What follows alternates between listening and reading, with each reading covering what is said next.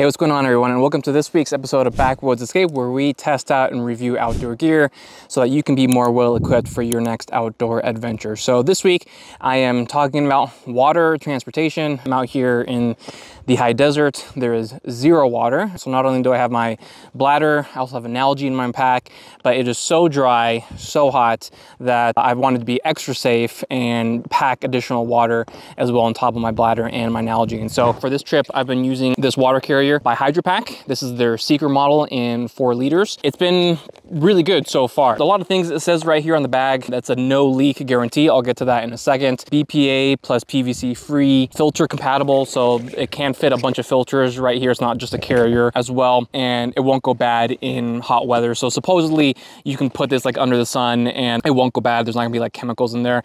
Obviously that's kind of hard to test, so I can't, say that's for certain. That's what they claim, at least. The main thing I actually wanted to talk about or touch upon is the no leak guarantee. So you can probably tell, or maybe you can tell that, it's pretty dirty. It's a little roughed up, even though it's actually brand new. That's kind of intentional because I wanted to test out how durable this thing is. So I have been holding this in my hand, walking through some thick brush at points, and there's been many times where like a thorn or a dried branch where the pointy end goes right into this thing, and after I go through that brush, I'm like, there's no way that this thing is not punctured. It for sure is leaking. But so far, no, it's been perfectly fine. There are no leaks. It seems to be extremely durable. I've been dropping it on the ground, carrying it through brush. It gets poked all the time with thorns and branches and all this kind of stuff, and there are no punctures at this time. So it is for sure extremely durable. So I tend to believe them when they claim the no leak guarantee. This is the 4 liter. I believe you can also get this one in 3 liters if you don't want one of this size, but like I said, it's extremely hot where I am right now. So